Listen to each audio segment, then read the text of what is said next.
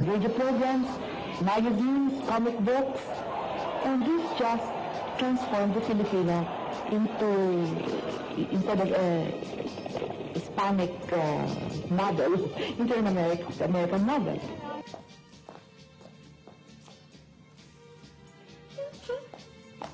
Aba! Masaya naman pala noong panahong iyon. At mukhang tuwang-tuwa ang mga Pilipino sa dala ng mga Amerikano. Sayaw at tugtog kano, pagkain kano, kotse, at kahit mga pagdiriwang o happenings, kanong-kano na rin.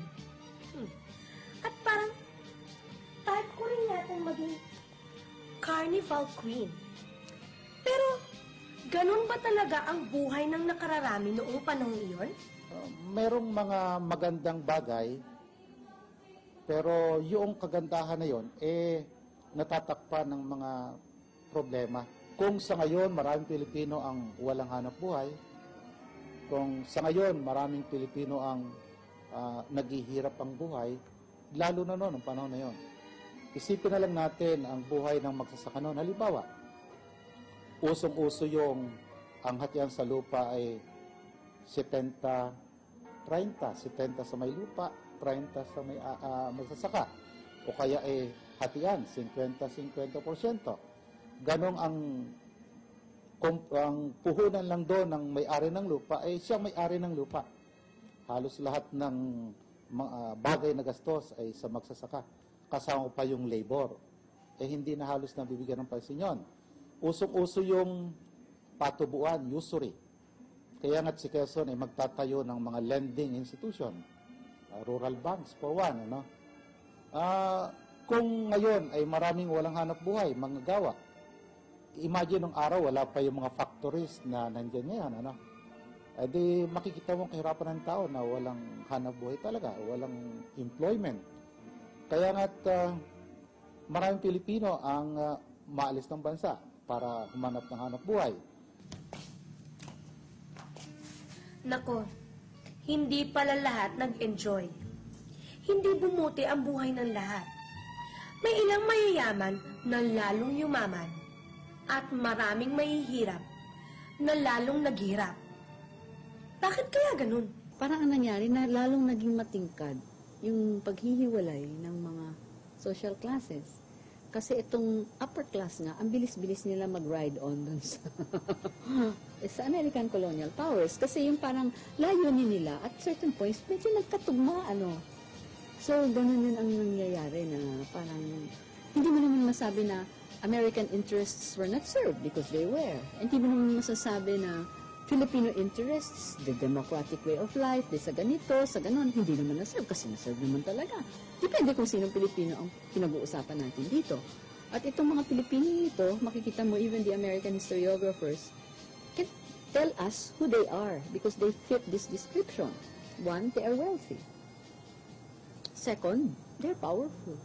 Hindi naman na, yung nakapwesto na talaga dyan. At ikatlo, nakapag-aral. So, puro professional. So, ito yung mga kausap nila. So, you know, this Principalia class, in a way, yun natawag natin ng kapanahonan ng, parang, yun ang common denominator ngayon na maximize ngayon ng American democratic system. Kaya maski tayo ngayon, kapag ang usapin demokrasya ang pinag-uusapan, ang nakakarami nalalabuan. Marami na rin pala ang nagrereklamo noon dahil sa kahirapan ng buhay. Patuloy ang problema ng mga magsasaka at manggagawa sa panahon ng Commonwealth. Samantala, patuloy naman ang pagyaman ng mga mayayaman. Pero, ang pinaka-importanteng tanong sa lahat, ano nga ang ginawa ni Manuel Quezon para sa ating bayan? Ang tanging solusyon na nibigay ni Quezon sa problema ng magsasaka ay yung pagbibigay sa kanila ng kalayaan mag-ari ng lupa sa tinatawag nating homestead.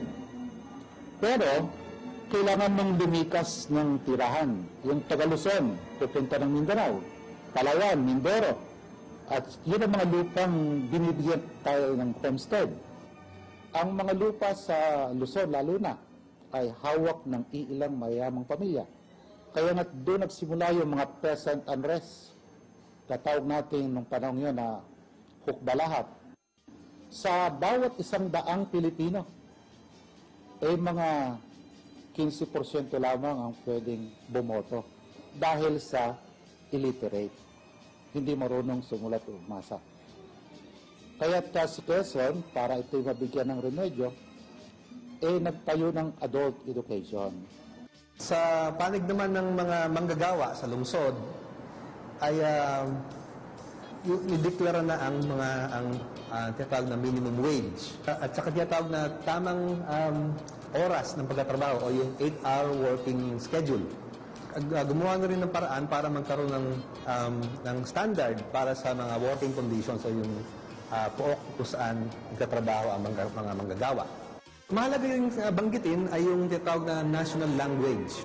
Nakita niya na nais niya na magkaroon ng isang pambansang wika kung saan maintindihan ang leader ng bansa ay maintindihan ng buong bansa. Nagawa rin niya ang tinatawag na Code of Ethics for the Filipinos na ipinag-iibayo ang nasyonalismo ng mga Pilipino. Sa social justice program, nagising ang ating bayan na panahon na nagkakaroon ng pagkakahiwalay ng mga Pilipino sa mayaman at mahirap, at kailangan na magkaroon ng social justice na tamang distribusyon ng kayamanan.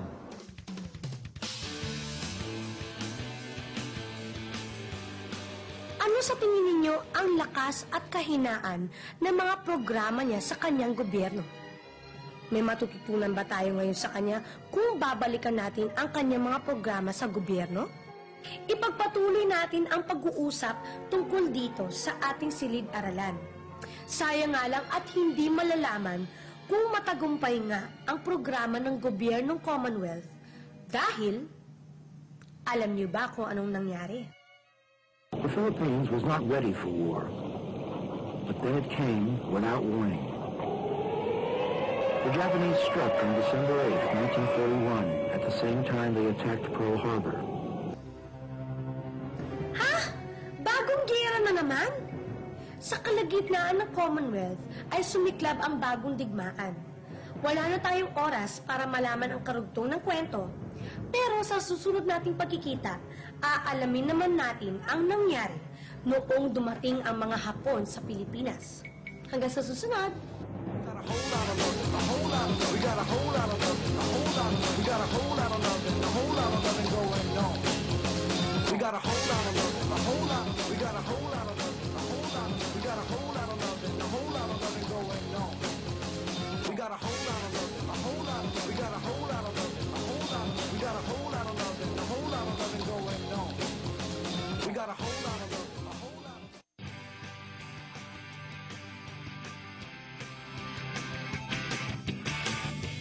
Kabataan tayo na, sama-sama tayong magbalik tanaw sa nakalipas, ipinunla ng mga nauna sa atin ay ating pagyaman.